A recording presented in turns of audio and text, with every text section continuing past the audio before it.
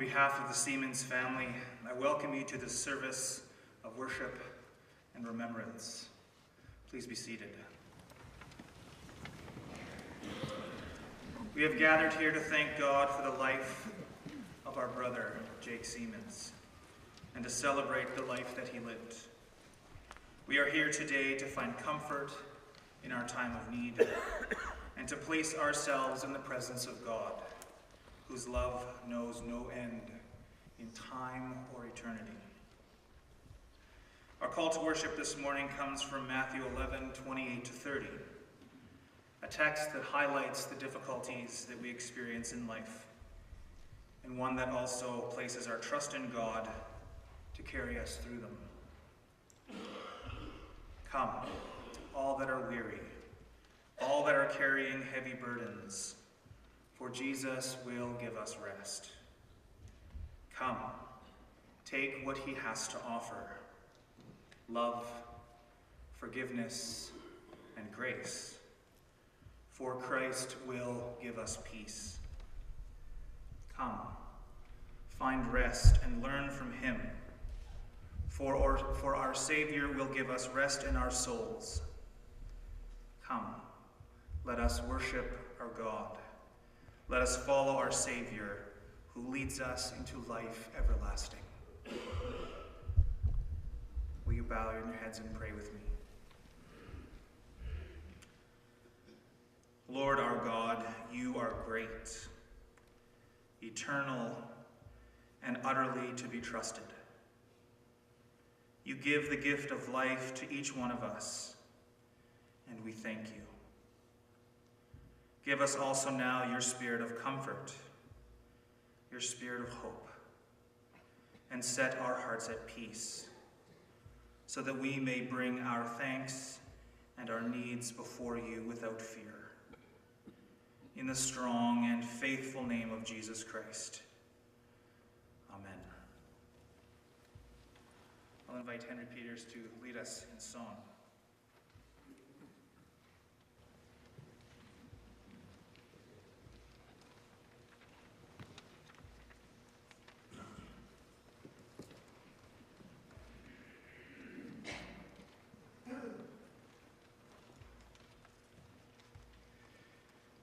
Number 332, Blessed Assurance, has 3 verses, and let's sing all 3.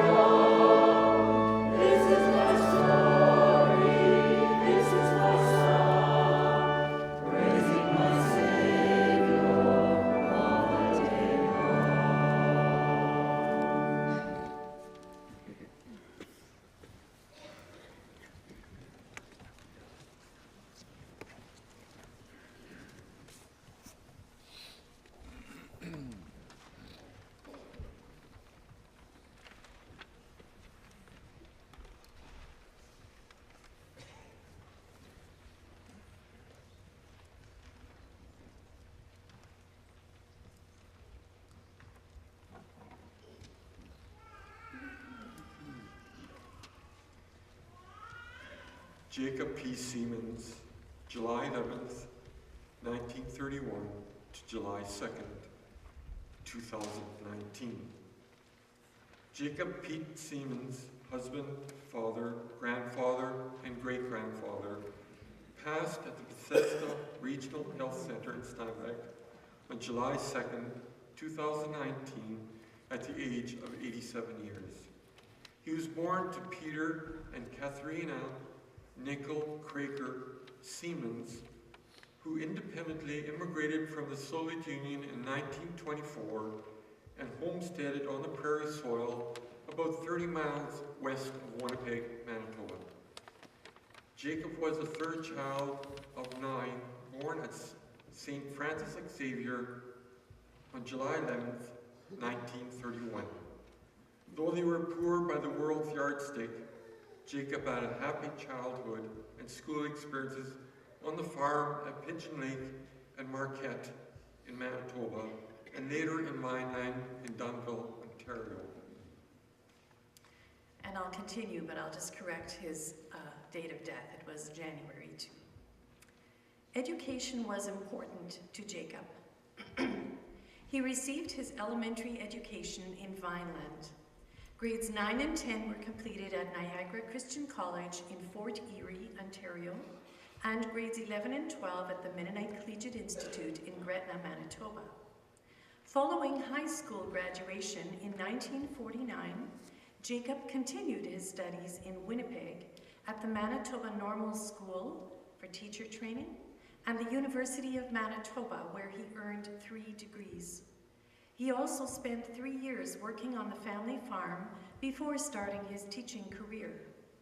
Sadly, his employment in a Welland, Ontario blast furnace factory led to severe hearing loss in the latter part of his life. As a teenager, Jacob accepted Jesus as his Savior. He was baptized upon confession of his faith in the Vineland United Mennonite Church on July 25th, 1948. Jacob was an active member of several churches during his lifetime. Congregations in Ontario and Manitoba felt his presence because he thrived on participating in many areas, including positions in church council chair, Sunday school superintendent, and deacon. At the time of his passing, he was a member of the Steinbach Mennonite Church and relished his role of telling stories to the children in Sunday school. Savoring the challenge of education, Jacob did all he could to prepare himself for this profession. For 33 years, Jacob served in Manitoba Public Schools, mainly in Hanover School Division number 15. This included teaching various grades, as well as the role of principal.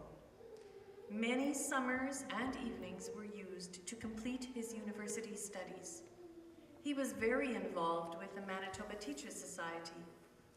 Locally, Jacob chaired various committees and served as the editor of the Hanover Harbinger. His efforts at a provincial level concentrated on professional development and in-service training.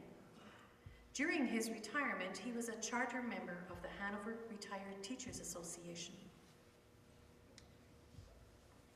On July 11th, 1953, Jacob married Susanna Brown. She was a strong supporter and did an amazing job of running the household while her husband maintained his busy schedule. Together they raised a family of 7 children and later spent a decade fostering 4 children, young adults. Jacob and Susanna enjoyed their homes beginning in rural teacher ages. Eventually they built a dream house on a hobby farm east of Steinbach before moving to Winnipeg. They loved Koinonia Ranch and shared it with many visitors. As the head of the household, with a professional homemaker at his side, resourceful Jacob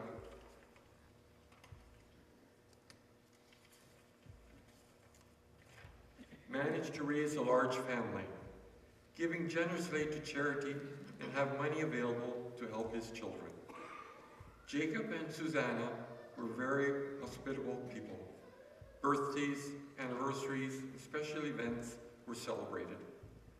Jacob and Susanna's greatest concern was that all of their children, grandchildren, and great-grandchildren would love Jesus and serve him. Family devotions and prayer were daily activities. Jacob was a complicated man. The trauma his parents experienced in USSR, along with events in Jacob's early years, shaped his character. At that time, there were no tools to process these experiences, so he expressed them in his own way.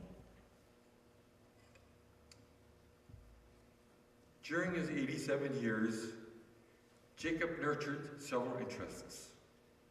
He was fond of gardening and developing a hobby farm that included horses.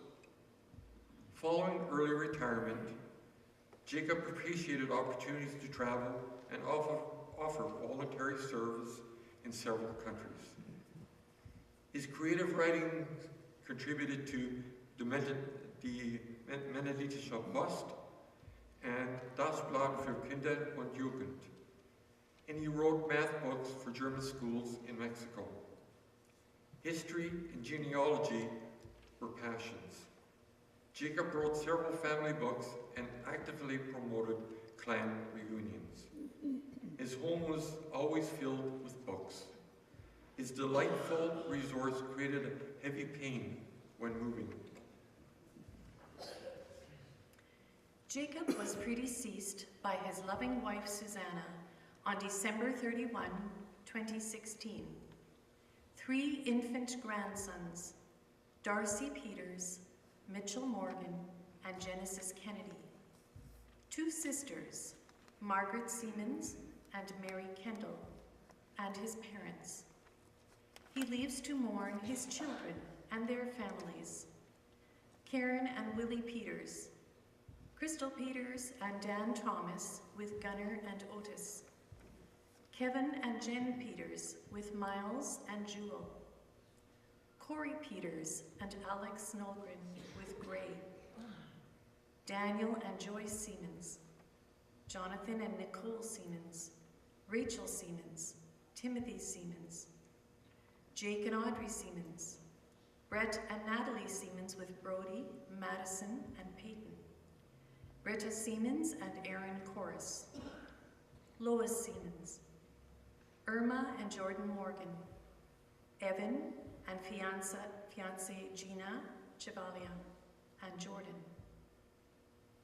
Iris and Brian Kennedy, Noah, Luella and Vern Peters, Clinton and Larissa K. Peters with Jackson, Larissa Susan Peters.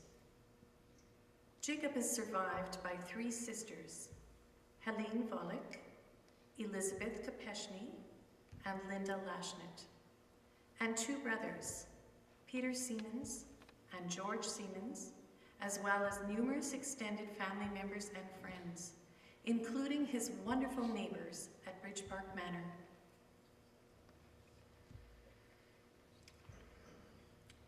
At a later date, Jacob will join Susanna in the Shangvisa Cemetery, a family graveyard in the municipality of Rhineland, Manitoba. If you wish to honor Jacob, find an opportunity to volunteer. Those who desire may make a donation in Jacob's memory to the Gideons International in Canada or Mennonite Central Committee.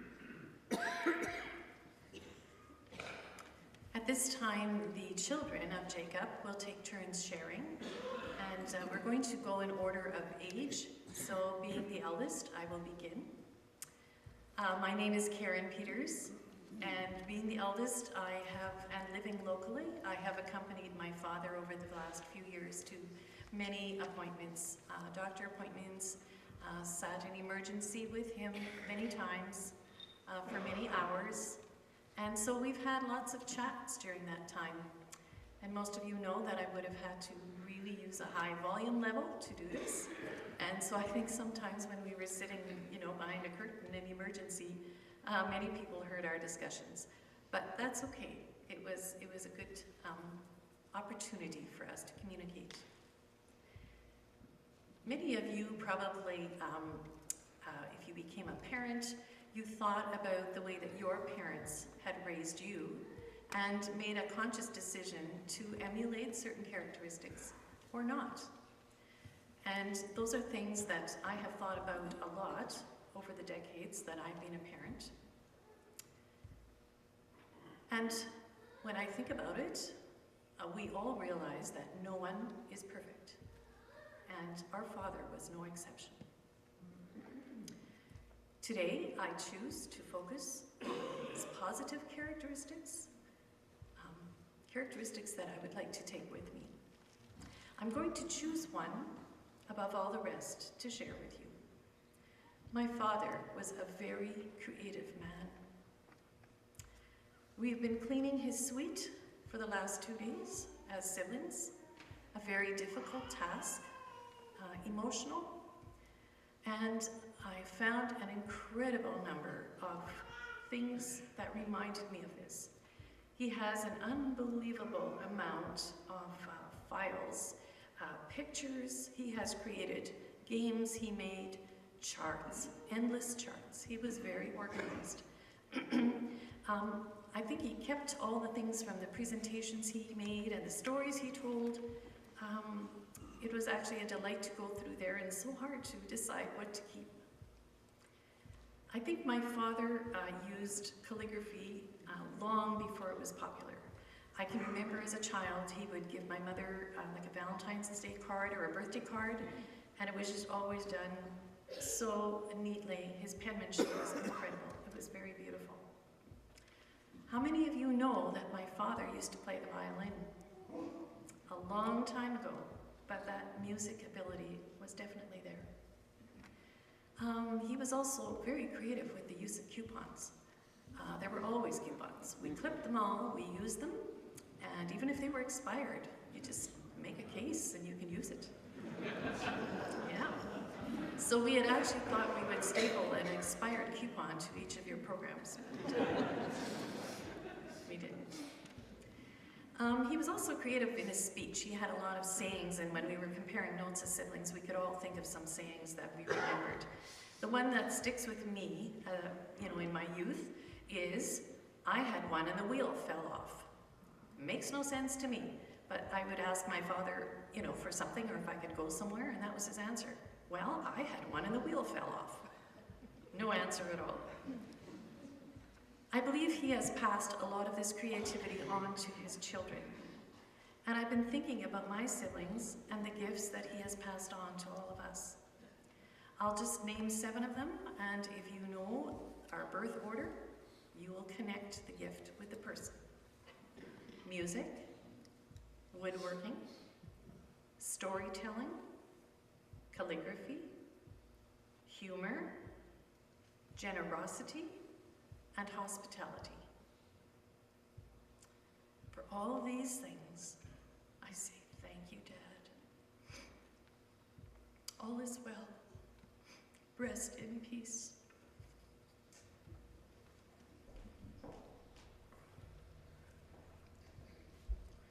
My name is Dan Siemens. I'm the second oldest and the oldest of 2 boys.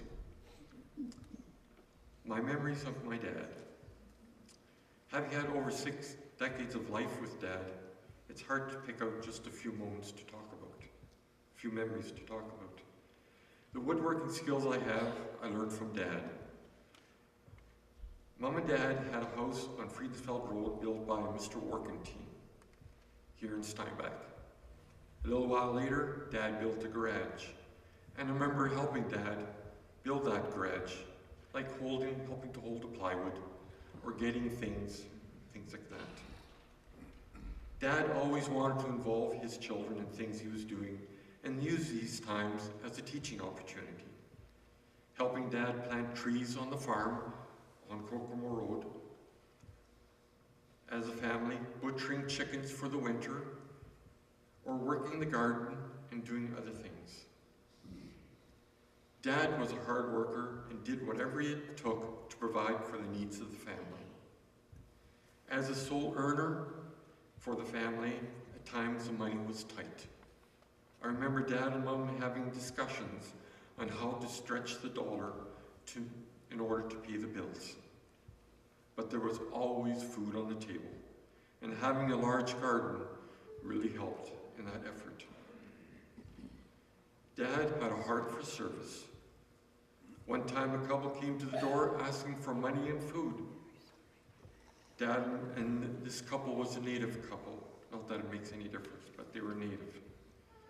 Mom and Dad invited them in to share borscht and buns with us, as that is exactly what we were having for lunch that day.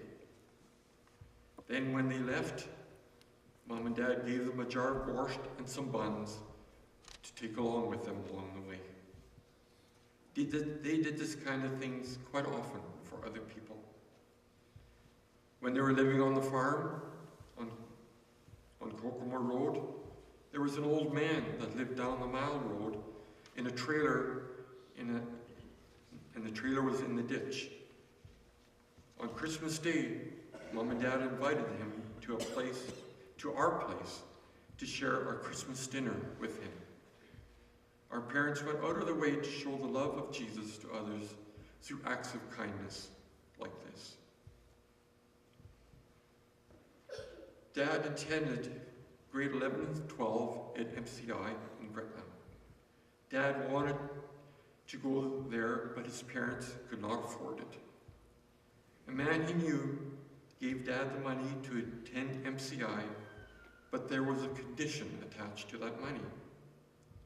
The condition was that Dad was to do acts of Christian service for others, and he fulfilled that condition many times over in his lifetime. Working in the church as Sunday school superintendent, working on the church board, being involved in MCC, organizing the annual MCC auction sale in Morris, and doing volunteer assignments with Mom in other countries, as well as helping immigrants with their legal papers and other things. Dad and Mom liked to have family time. There were two occasions that I remember that Dad did something special with just his two boys. Several times Dad would take just Jake and me to go on fishing. One time I remember we went to Moose Lake, just south of Steinbach here, and that just happened to be on my birthday. I have fond memories of that time. Another time Dad took Jake and me to Ontario by train to pick up a new school bus, and then drove it back to Steinbach. And through the PowerPoint you saw where Dad was standing in front of a bus, that was the school bus we brought back from Ontario. I remember the price of gas at that time in Ontario was 42 cents a gallon, and I don't know why some little things like that just you happen to remember. It was great to have a time together with Dad and Jake. Dad and Mom, I miss you both, but one day we will meet again. Love you.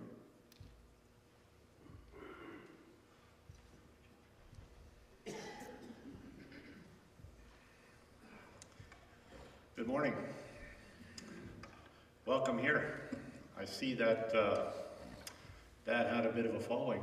You know, the last 2 days, about 6 hours a day, and seemed like a little more, we as 7 siblings met at Dad's place and took apart all the papers and the pictures and the stories, and we laughed, we cried.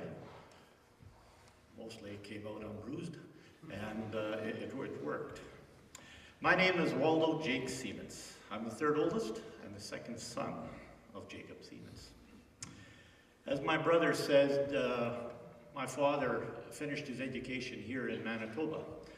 And I think part of the story isn't told there. I think Dad's very prudent with his time and his energies. It took 13 years in Ontario to finish high school. He got it done here in 12. I think that's one of the reasons.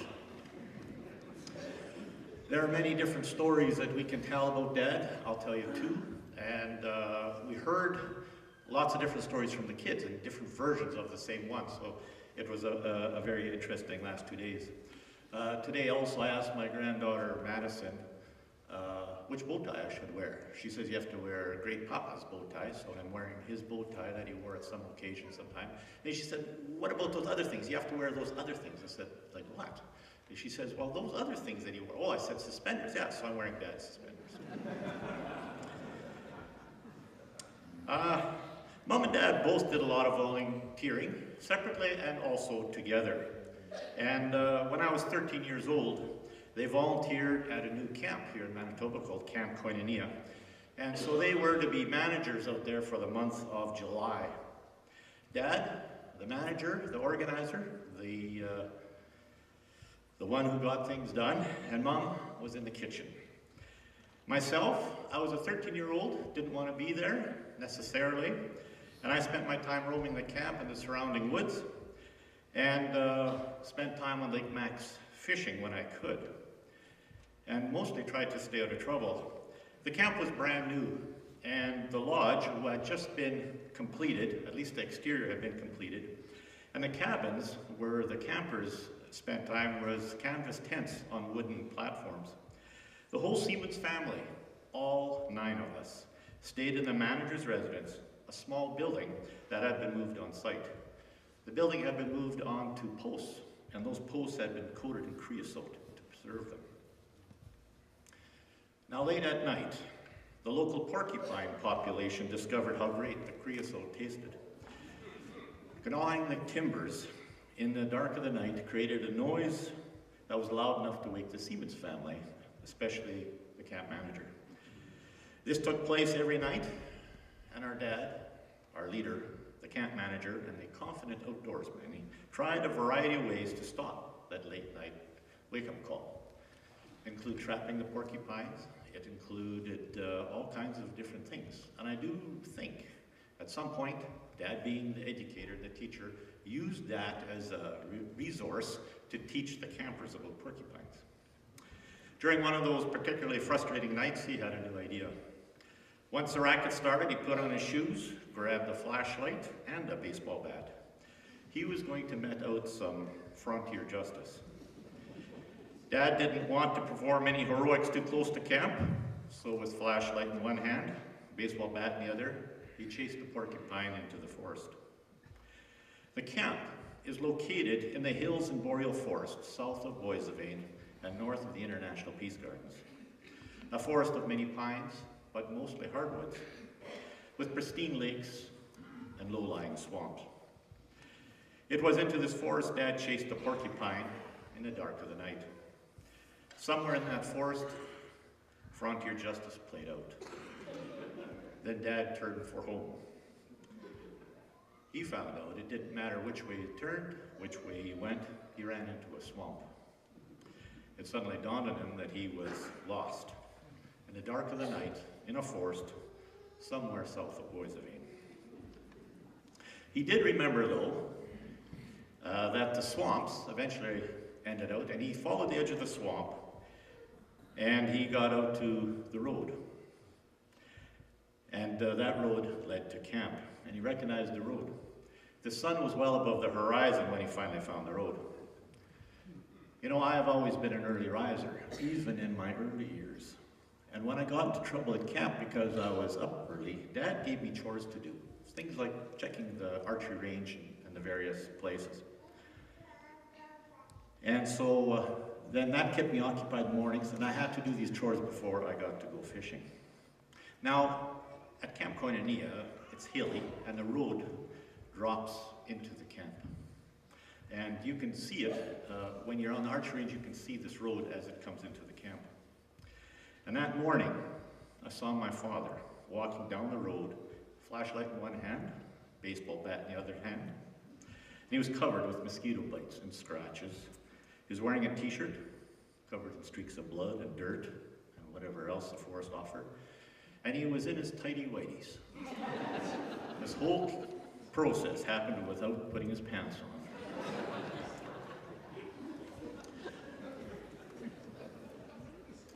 Mom and Dad enjoyed traveling, along with hosting people. They were active participants in Mennonite Your Way, and it's a program where you have to call in advance. Maybe many of you know the program, and you get to stay at another Mennonite's place for night and get breakfast out of it. And Mom and Dad hosted many of these folks too. So if you ended up at Mom and Dad's, it wasn't unusual to have strange to us people at the same kitchen table. And over the years, Dad worked with many new immigrants, helping with their papers, teaching English to the new Canadians. In the early 1970s, it was South American and Paraguayan population. And then in the 80s, it was those from Laos. And Dad loved teaching English to all these people. The story goes that Dad was an avid reader of the Free Press, and he actually was to this day, reading it daily.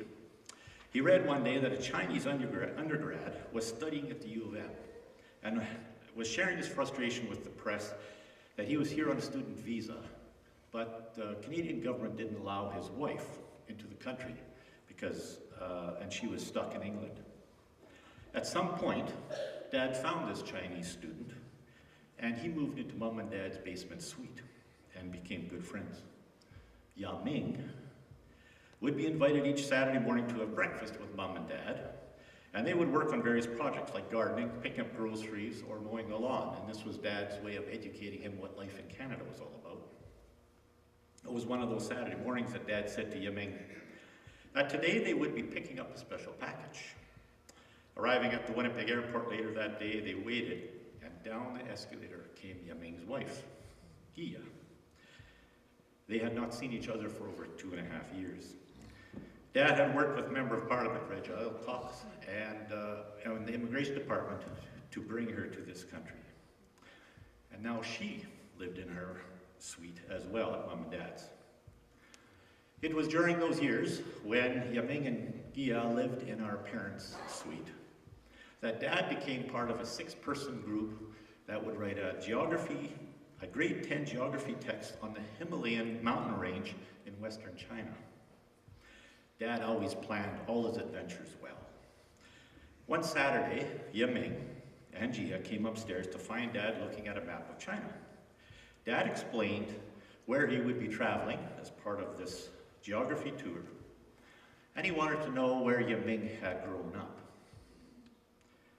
Dad asked, "If I get to this point, what will it take for me to get to your parents' village?" Ming had laughed. And I got this story from Ming. He said he doubted that he would ever be able to do that. He says, that part of China has never seen a white face before. And he says, besides, it was at least 8 hours by train and wagon and a good hike to get to the village. So they came up with a plan. Trying to think of every event and situation, Dad took out cards. On one side of the card, he wrote in English. Things like, I need a train ticket to so-and-so. Can you tell me when to get off this train? Can you tell me when the next stop is? Can you tell me, and all this. And he had a stack of cards. And Ming wrote it in Chinese on the other side. Dad left for China, and the day came where he was going to make his journey to Ming's home village. He went to the train station, took out his cards, managed to buy a ticket, asked the guard on the platform to let him know which train he should take. 4 or 5, 6 trains went by, according to Dad, and he said he kept looking at the guard wouldn't look at him. And he was getting worried. A train pulled in, and suddenly the guard turned around and pointed at my dad and pointed at the train. And Dad got on the train. Every time the conductor came down the train, he would hold up his sign that said, "Can you tell me when we get to this village or this city?" And the conductor at one point came by, tapped him on the shoulder, and told him to get off, or pointed off. And so Dad gets off the train, finds his way to the village. I don't know all the details of the story, but it took him over a day to get there. He had a picture of Ming's parents' home in that village. And he's trying to use the picture, he matched it up, knocked on the door, and the lady that answered the door, he showed her a picture of her son that she hadn't seen in over 10 years. Dad, as only my dad could do, he communicated with those cards for over a day, gave them gifts, they gave him gifts, and then using the same cards, he returned. One piece of that. Dad is an Old Spice man. He would carry, with him, he would carry smells with him. Because as the official and the honorary guest in a home, you got to eat all the delicacies that all the animals offered, like the eyeballs and the hearts and the chicken livers, and Dad hated that stuff. But Dad was also very gracious as a guest in a home, and he would not turn down anything. So he would, in his sleeve here, he would put smells so that he could smell something different than what he was about to eat. Well, Dad retraced his steps, and he went back to work writing writing on his geography text. It was a very successful trip. Dad, you had many special abilities. You passed those on to your children in different ways. The fact that you were the son of immigrant parents did much to define who you were. You made a commitment to a life of serving others, and you've done that. You've done that well. And especially your faith. Your faith has shone through in many ways. Well done. Enjoy the rest, Dad. It's been earned.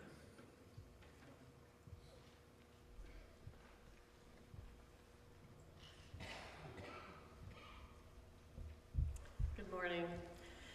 I'm Lois Siemens, and I'm the middle child stuck between boys and twins. One thing I inherited from my dad, to which I will always be grateful, is the travel bug. Mom and Dad went to 26 countries on 7 continents, including all of Canada and 50 states. Every summer we would pack the tent or camper, many trips leading to relatives. There were some adventures, flooded out in Point Pelee, a flat tire next to a fair in Chicago, stopping for lunch at a park that happened to be hosting a twin convention. And so they interviewed us and we made the paper that day.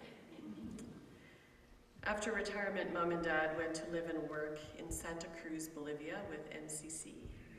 And Iris and I visited, and one of the first things we did was we decided where to go on a trip.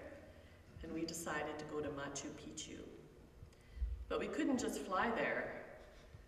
We took the scenic route. Train, bus, ferry.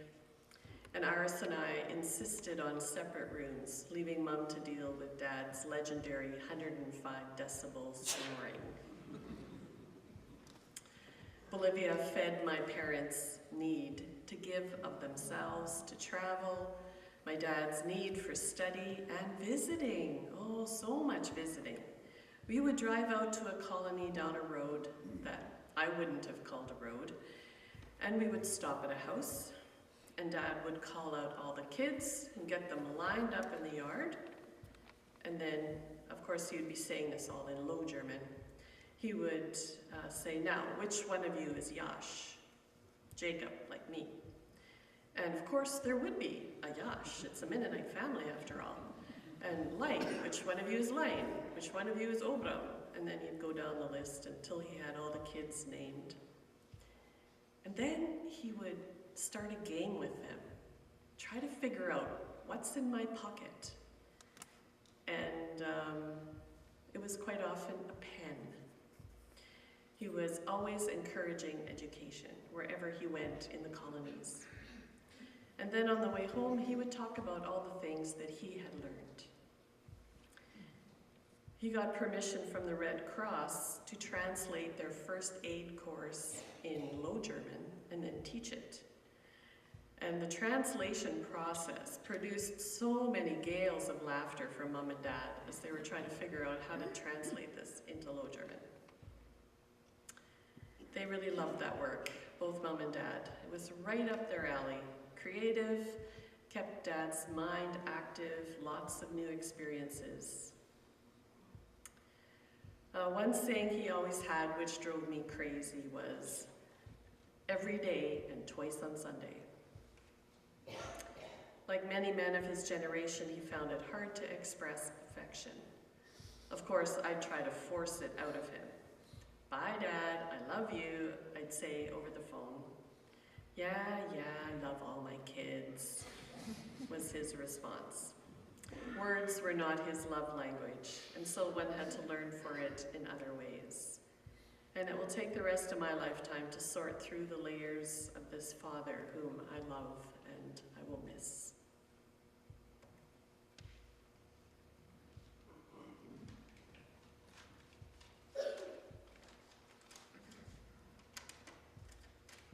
Hello, everybody. I'm Irma Morgan, and I am one of the twins, the older one, 12 minutes. I used to ask my dad, I'm your favorite daughter, right? And he would always tell me, yeah. So I took that as a yes. Dad had nicknames for all the kids in our family, Mine was Isaac, meaning Isaac. Dad also had many sayings. I used to always get him saying to me, "Ek wil dine mama zei wat du deest," which means, "I will tell your mother what you're doing." That was usually the case because I always seemed to be in trouble. Dad always kept a firm hand on me.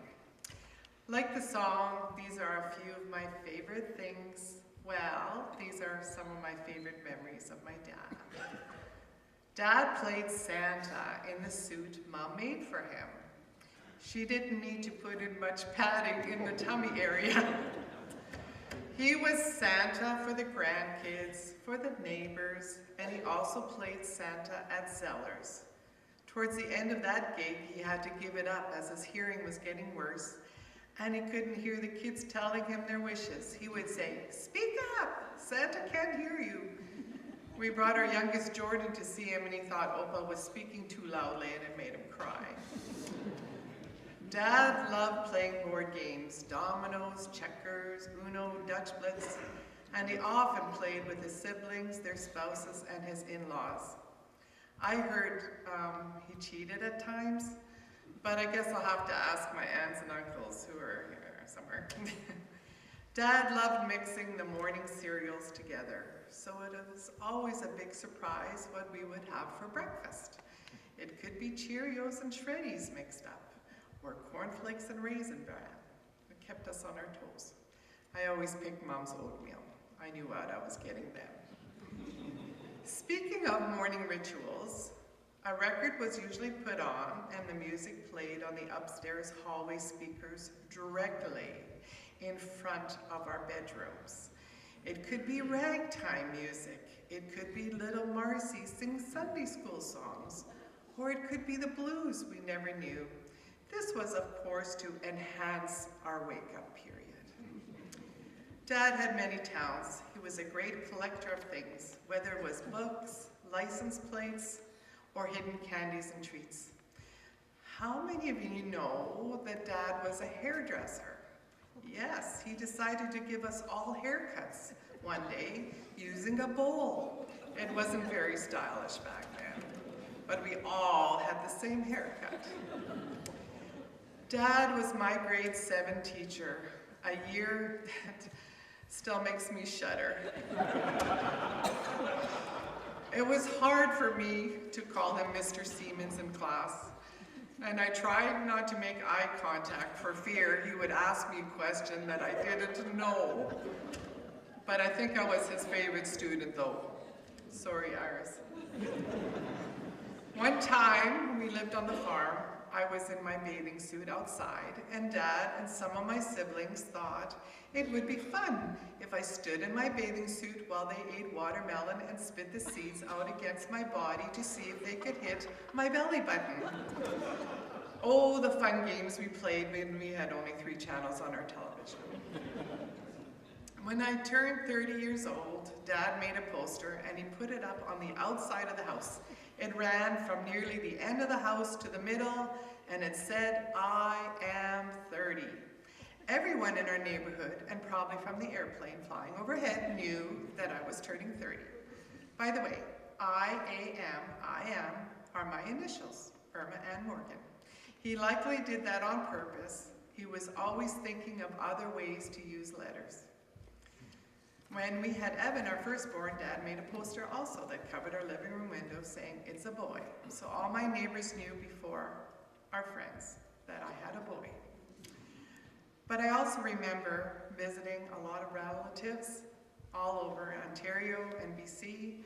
And I remember one particular incident. When we went to BC, we decided to go and pick cherries in an orchard. I had to use the bathroom, and on exiting the bathroom, I saw the station wagon going down the highway. I was devastated, thinking they were leaving me behind. And as the workers comforted me, and Dad still hadn't returned, I wondered if he ever would. My dad tells a story that they were quite a ways from the orchard and was very silent in the car. So he said, "Where's Irma?"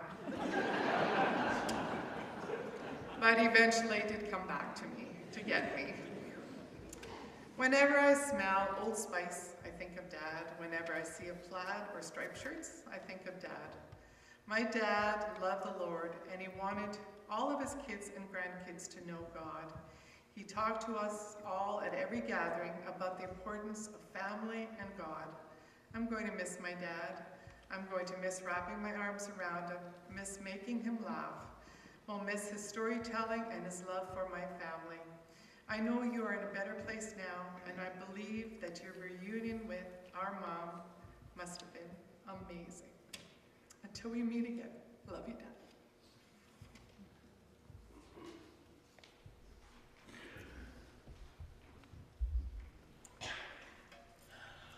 Hello.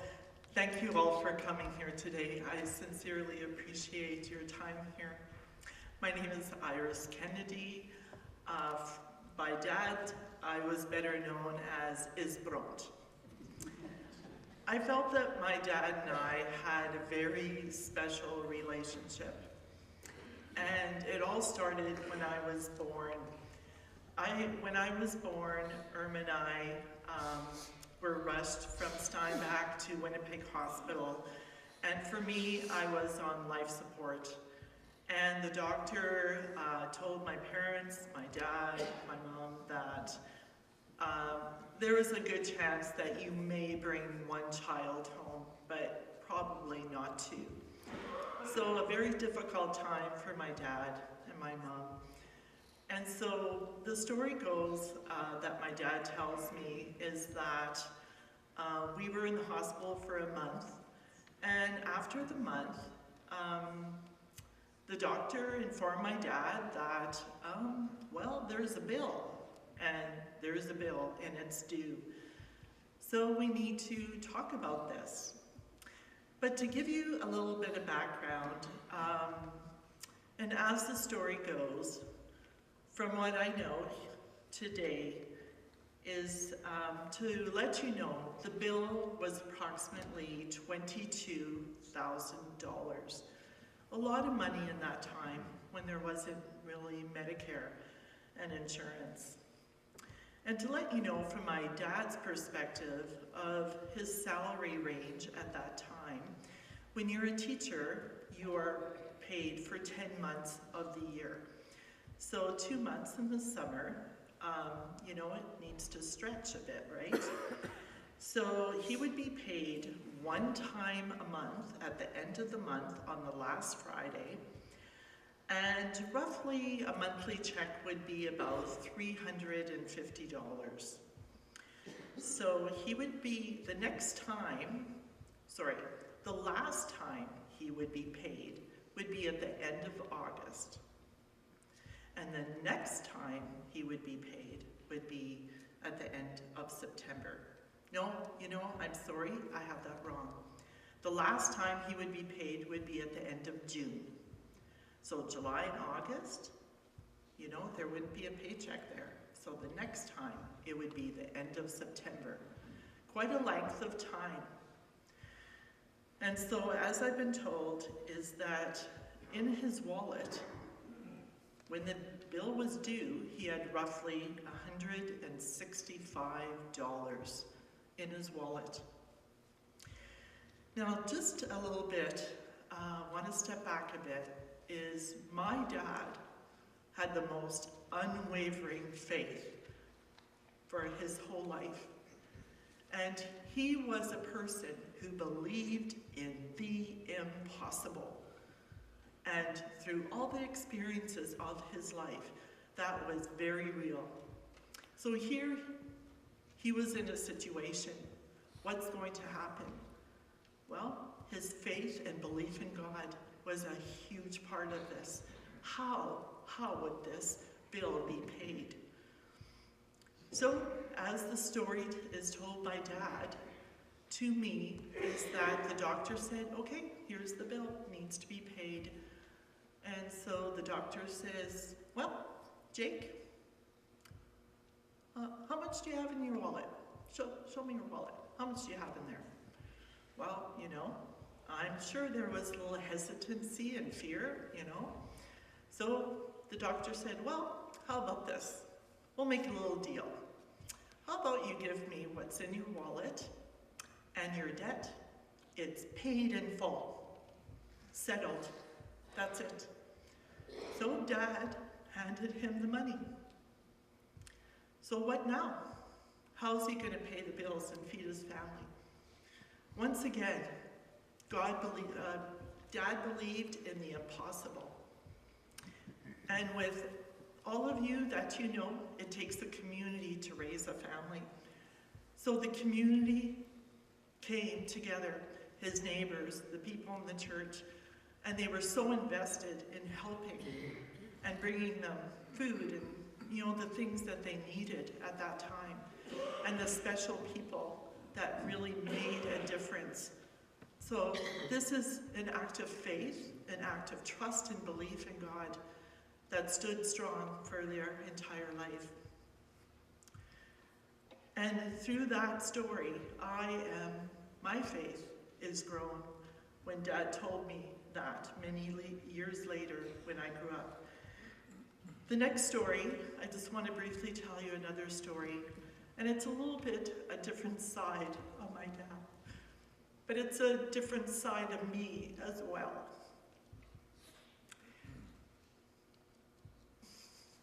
So there was a time in my life where I felt that I was the prodigal daughter. And just to tell you, one day I decided to put everything in my car and to go to BC and to continue a relationship, a not healthy relationship. And I left at 4 in the morning, and I went there for a couple months, for close to half a year, but 4 or 5 months. And after a period of time and a lot of unrest and difficulty communicating with my parents, through a lot of situations, I decided I'm going to come home. But there had been not a lot of contact, maybe once, maybe twice in those months that I talked to my dad. And there was a real struggle there and a difficulty for me to go home. And I thought about the heartache of my parents. And I came home, but I was scared. So just to tell you briefly, when I drove home, I took a lot of stops along the way. But I decided, I'm coming around the corner on Morningside and Valence Avenue in Winnipeg. And I said, I'm going to go and face my dad. And there's my dad. The biggest banner, as you can imagine, as Irma talked about banners, my dad loved to make banners. But as I come around the corner, my dad's standing there with my mom, and the banner says, "Welcome home, Iris." And at that time, I knew that my dad forgave me, and I knew he loved me. He deeply loved me. And it showed again the faith that there is forgiveness, and there was no sense of thinking and looking back to the past. Let's move forward. And there was a deep love, and it changed our relationship. It changed my faith, and it changed my relationship with my dad. The last little story I just want to share is I felt that we had a connection because my parents went to Bolivia to work for MCC, but I also went to MCC, but I went to Akron, Pennsylvania for 2 years. And my dad and mom came to visit me in Pennsylvania. And what I loved is the connection. He got to see me at work, and it really connected us together in the work that volunteering and expressing how you volunteer in different parts of the world and different areas was very meaningful. I will miss my dad, and has made such a difference in if you sat beside my dad, if you were in the room with my dad, or you worked in the community with my dad. He will be missed, and he is missed, and I am so grateful for all the lessons he taught me and the faith and the tradition of the faith has continued with my husband Brian and my son Noah, and I'm very grateful for that. Rest in peace, Dad, I love you.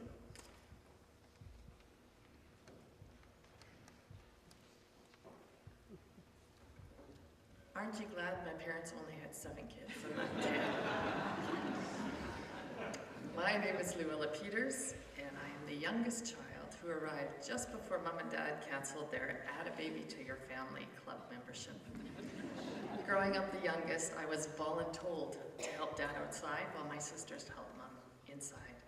Dad and I hauled wood and mowed our acreage and picked strawberries and planted hundreds of trees on our Kokomo Road property.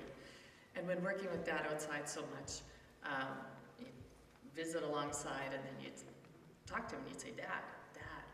And because of his hearing, he didn't always hear you. So when you finally got his attention, he would say, and his phrase was, speak, thy servant heareth. So I got that a lot. These are fond memories now, but maybe not so much at the time. Dad taught me how to drive 3 on the tree on the pickup truck, and I'm very thankful for the many skills that Dad taught me that are so valuable in my life now. Dad was generous with his time and money. An example of this was having the entire Kleefeld school staff over for a last day of school lunch. And Dad loved to share the resources that him and Mom had been blessed with. Dad was chair of the MCC Relief Auction Sale Committee, and you will have seen a picture of him up there, in Morris. And at the time, the prized item that usually drew a bidding war was the one belt buckle that was custom made for the auction sale.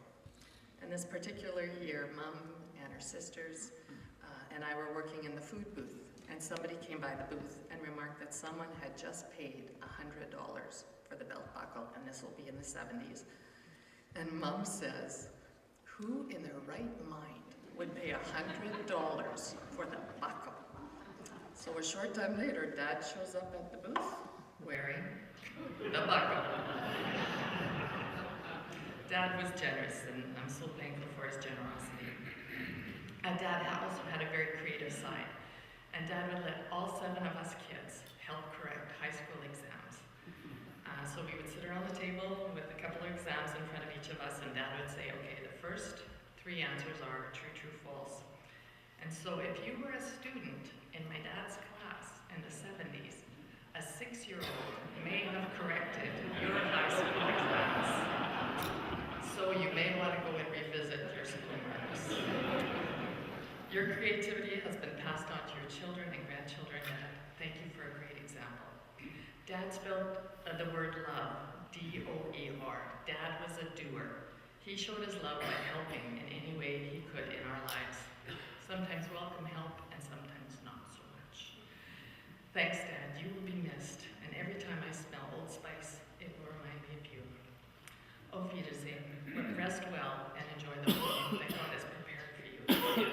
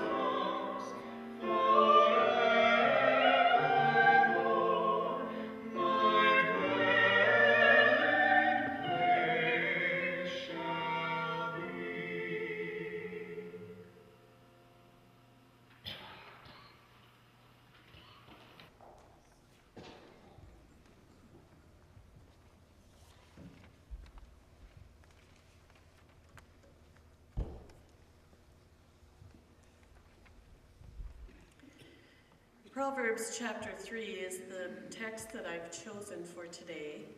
It's not a usual funeral text. It was underlined in my dad's Bible.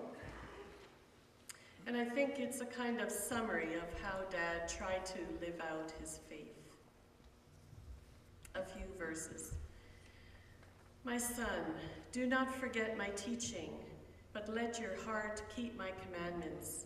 For length of days and years of life and peace they will add to you. Do not let kindness and truth leave you. Bind them around your neck. Write them on the tablet of your heart. So you will find favor and good repute in the sight of God and all people.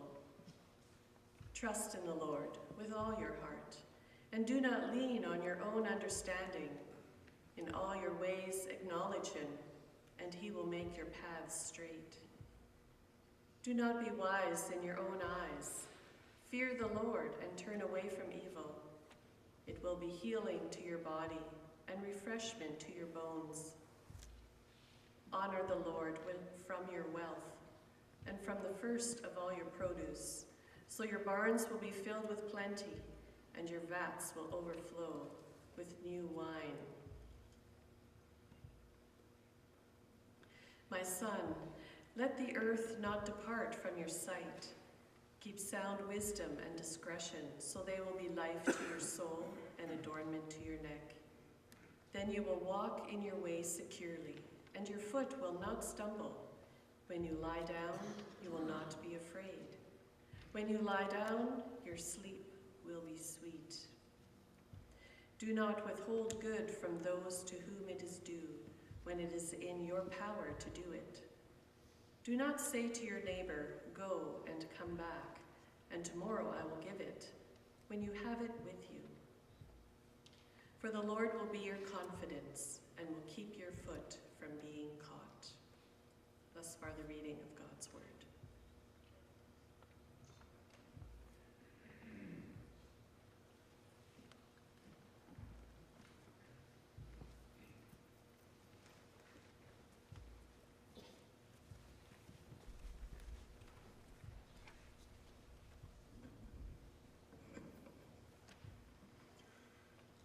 Thank you, family, for all your good sharing about your dad. Truly blessed. The Siemens family had an amazing father and grandfather, and I'm sure he will not be forgotten in your family. I want to share with us this morning about journeying. Journeying through life. We are all on a journey, personally, with other people, and we journey on different levels. And some of these levels intersect, and some of them do not. We journey on a level of marriage, family, friends, community, church, workplace, to name a few. And our journey with God is woven into all these levels. Our dear deceased loved one, Jake, he has concluded his journey on earth on all these levels except with God. He's already begun a new one. The journey on earth, you and I know a lot about. But of the new journey in glory in heaven with Jesus, we know little about. So this morning as I share, I'm intentionally allowing Jake's journey to speak into our lives as we journey on. My life journeying with Jake and Susan began in 2000 through 2007, when Juan and I were called as pastor people to Sterling Mennonite Church in Winnipeg. In the ministry of the church and outside, our lives intersected, different levels. We worshiped together. Jake was active in worship in different ways, planning children's services. Jake and Susan were at Bible study regularly.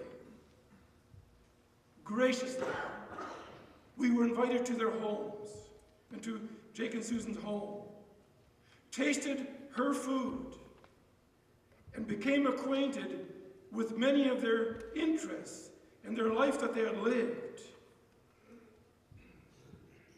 We also walked alongside, journeyed alongside, a very difficult health crisis in Winnipeg when Jake had bypassed heart surgery. There was a time where the family was not sure that Dad was going to make it. He was, as we could say, sick as unto death. But our lives separated. We moved to Winkler, to pastor, and Jake and Susan moved to Niverville. I think back to that experience often, and I am inspired, as every one of you was inspired having known Jake and felt Jake.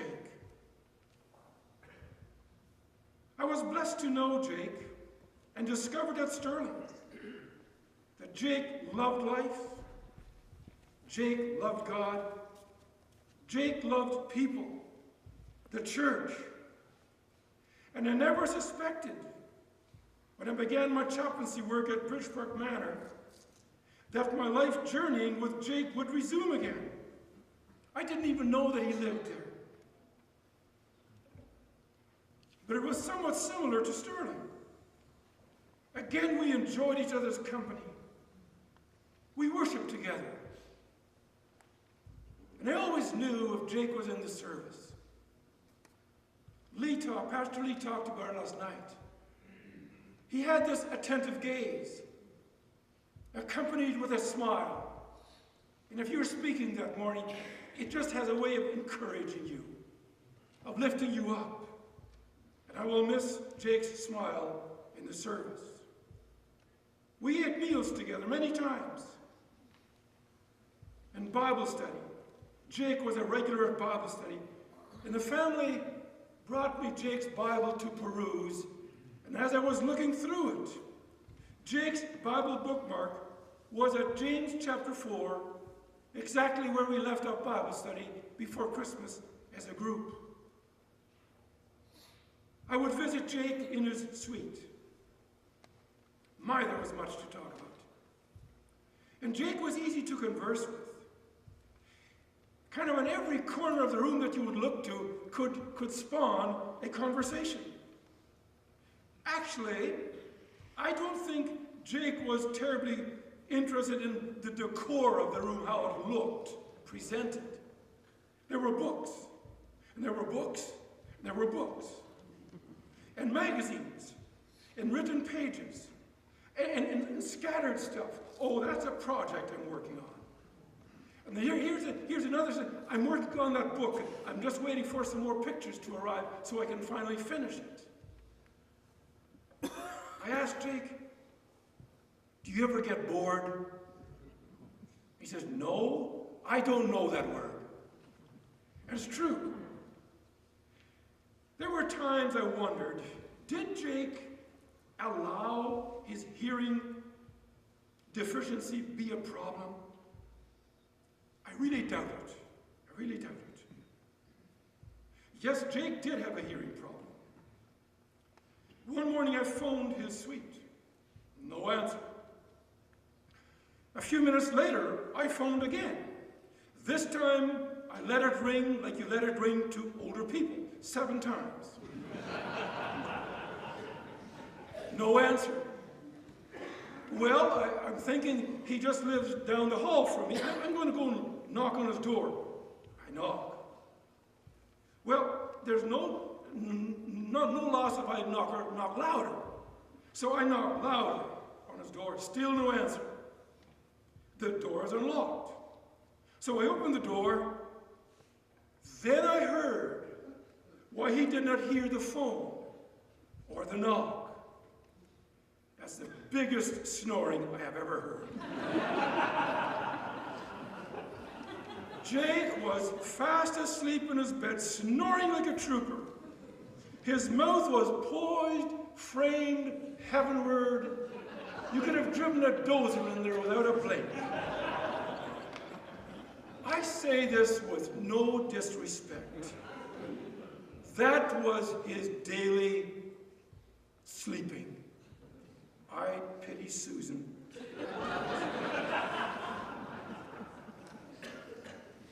Jake was a gifted man. Many interests, many talents. Oh, we will miss his storytelling at Bridgebrook Manor. Several times a year, in the afternoons, he would tell stories, read stories.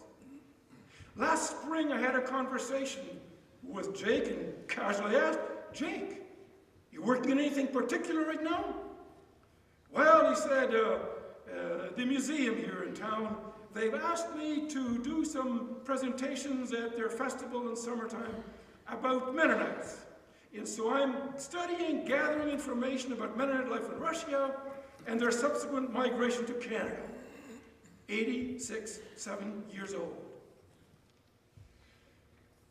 He went to share stories at care homes in Steinbach. One time I visited somebody at Bethesda Place, and the person I was visiting wasn't home. So I took a peek into what's happening in the common room. Who was there? Jake, perched on a high stool, telling stories, and there was the person I was going to visit.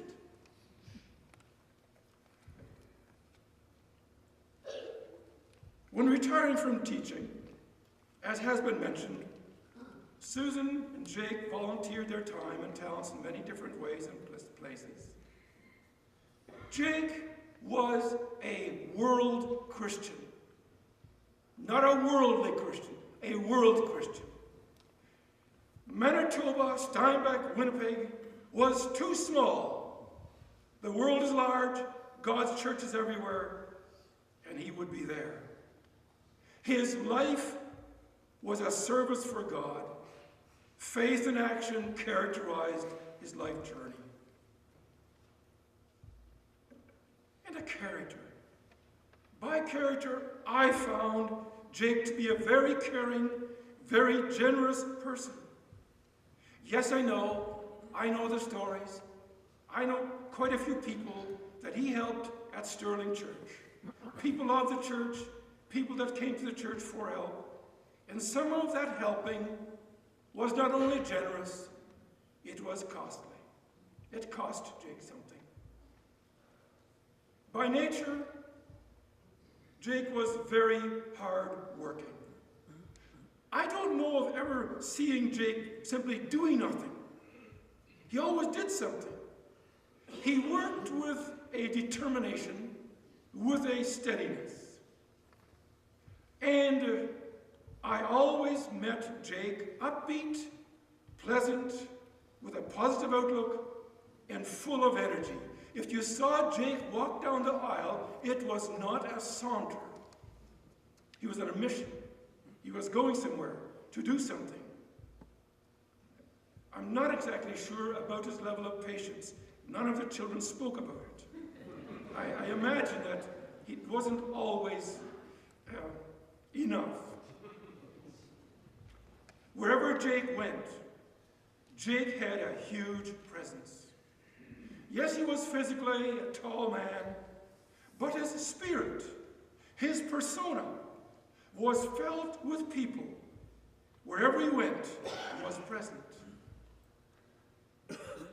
Jake, to the end of his days, was a person who wanted to stay informed. Of the many times I walked past the library in Phase 1, at 9:15 in the morning, Jake was sitting there reading the Free Press. And in Tuesday morning coffees, if Jake was there, he would frequently have a story, the latest story about in the world, what's going on in the world.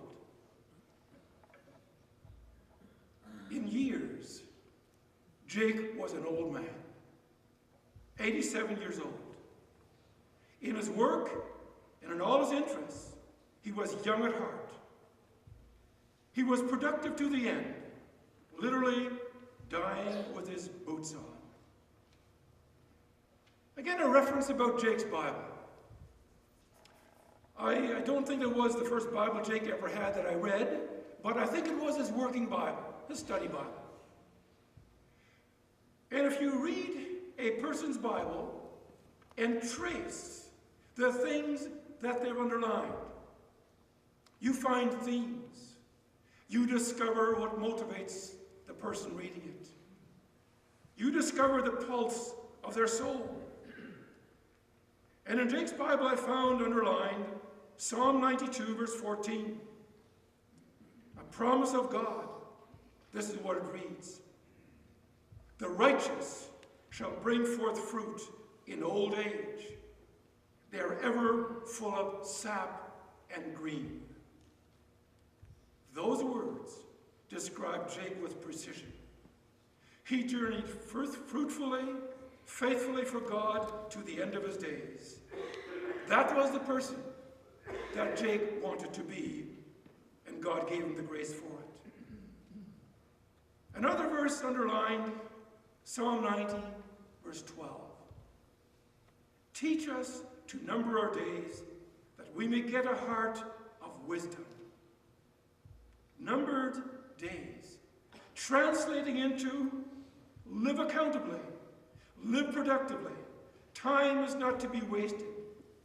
Live in readiness with alertness. Journeying and walking with God. Those two words are actually synonymous. Journeying, walking with God is a strong theme in the Bible. It is presented with urgency as of greatest importance, something we should strive after. Genesis 5:22 to 24. Enoch walked with God after the birth of Methuselah 300 years and had other sons and daughters. Thus all the days of Enoch were 365. And then we read, Enoch walked with God, and he was not, for God took him. Just listen to those words. Enoch walked with God. Heroic words, yet humble words. Somehow they speak of accomplishment. How old he got to be 365, that's incidental. That's not the important piece. It's how he lived, and the connotations of that. Enoch's walk honored God, pleased God, met God's standards. These words summarized Enoch's entire life.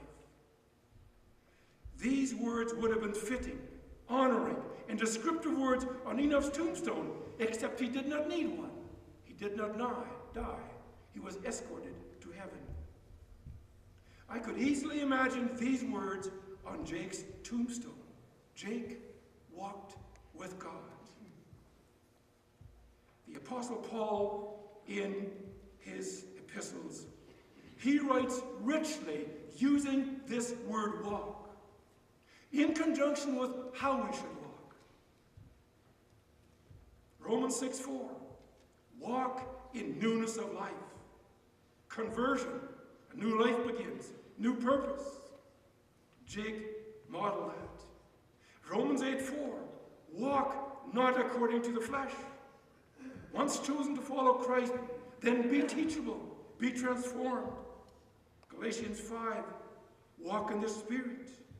Ephesians chapter 2, walk as children of light.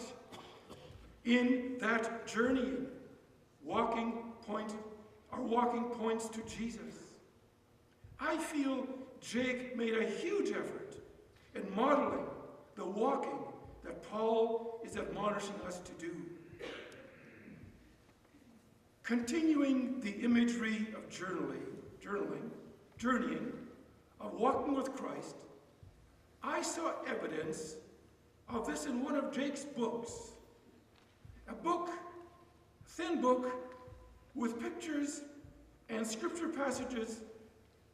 A book where Jake had chosen some pertinent and very important keywords that he felt he needed to focus on and pursue in his walk with God. These words he had chosen, and then also had scripture passages to go with it. These words are like words, that concepts that he needed to live by. Conceptually, these words are all words with huge impact.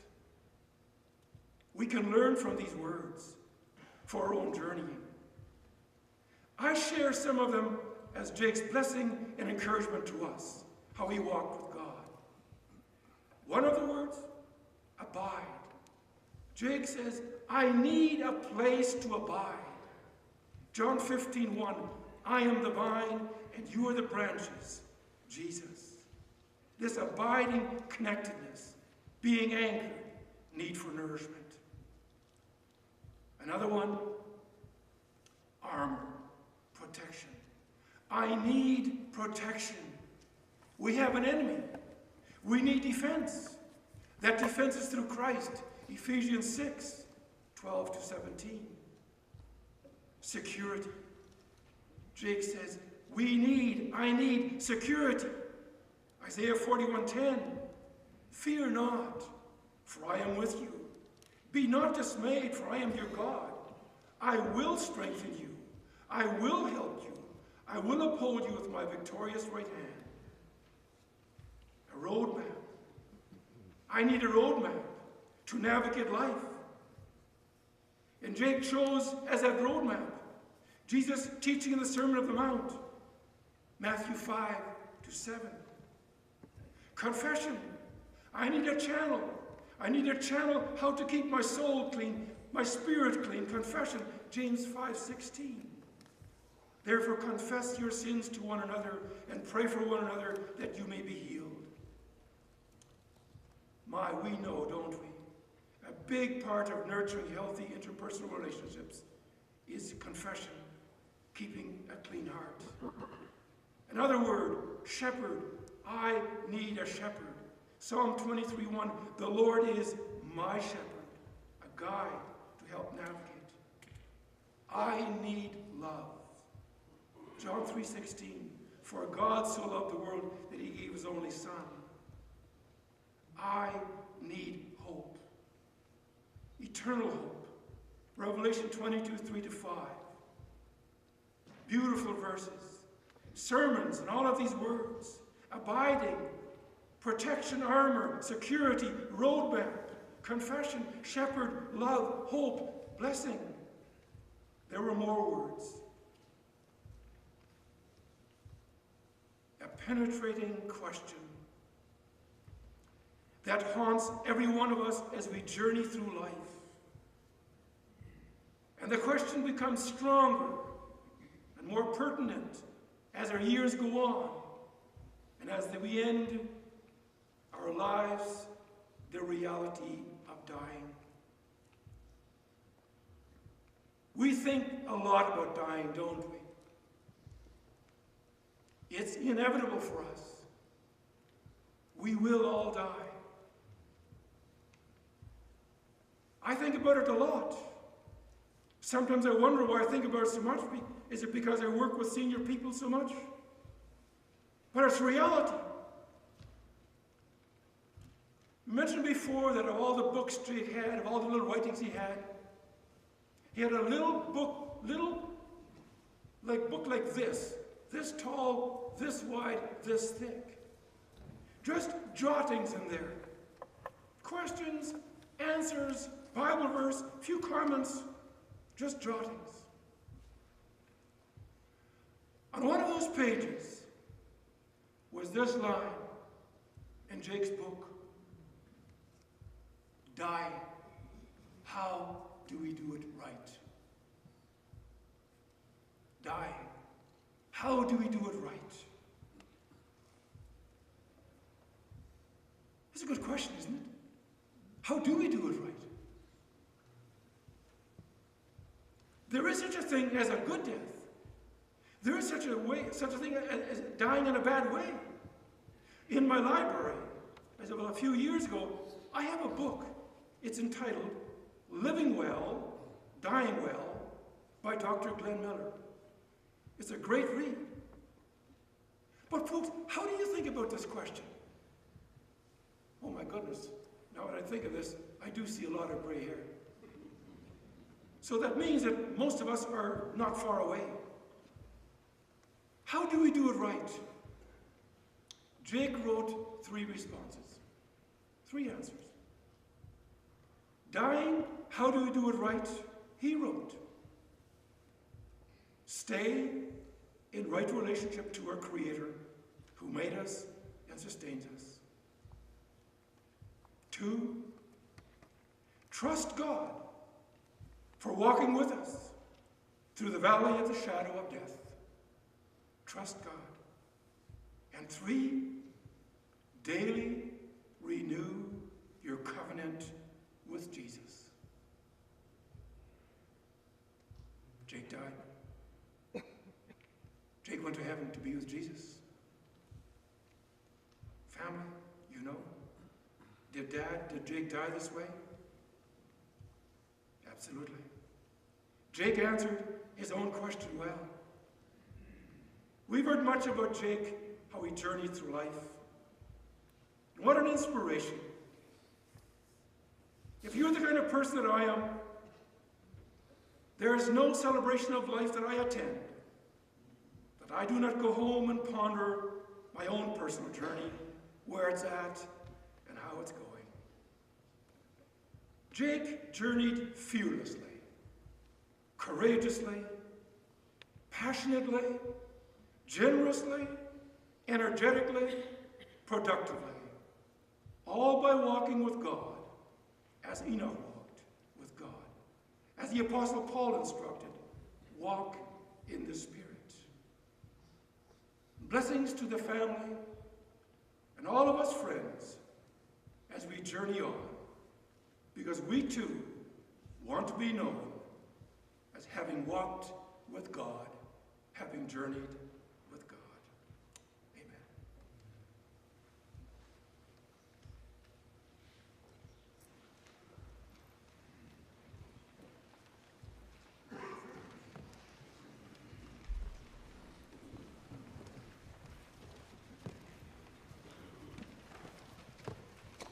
Thank you for the stories. Thank you for the duet. Oh my. Such gentle, unforced top notes. You could do that again. I invite you to join voices in the singing of number 69 in the hymnal. Solange Jesus bleibt der Herr and the Lord is King. Let's sing verses 1 and 2 in German, 3 and 4 in English, and at the end of verse 4, let's repeat the last half of verse 4 from the head to whom. Can we do that?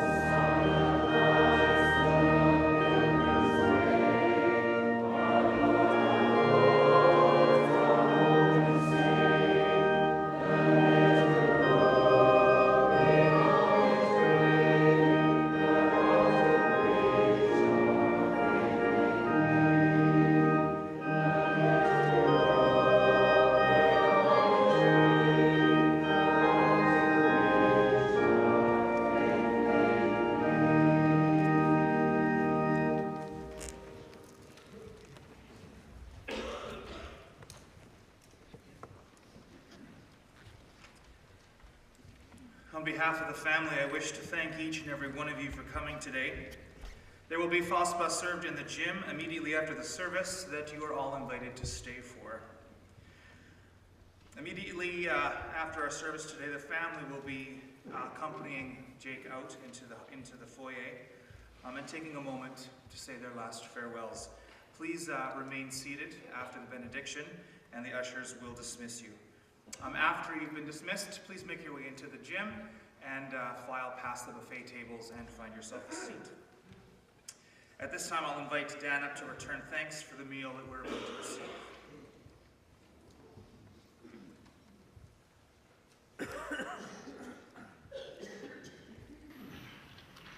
On behalf of my siblings, I'd like to thank you all for coming to celebrate the life of our father, Jacob Siemens.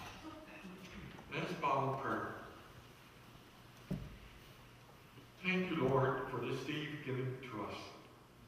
Thank you for your presence today as we celebrate the life of our dad, grandfather, and great-grandfather. Thank you, Lord, for comforting us in our deepest hour. Thank you, Lord, for Dad and him instilling in us the salvation of eternal life with you, Lord. Thank you, Lord, for the food that you've given us that we are about to partake of. Bless the fellowship around the table. In your holy name I pray. Amen.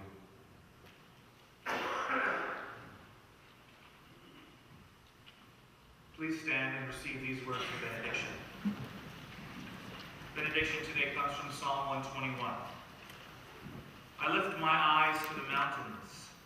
From where does my help come? Help comes from the Lord who made heaven and earth. He will not let your foot stumble.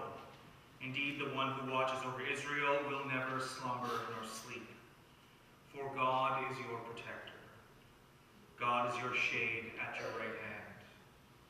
The sun will not harm you by day, nor the moon by night. God will protect you from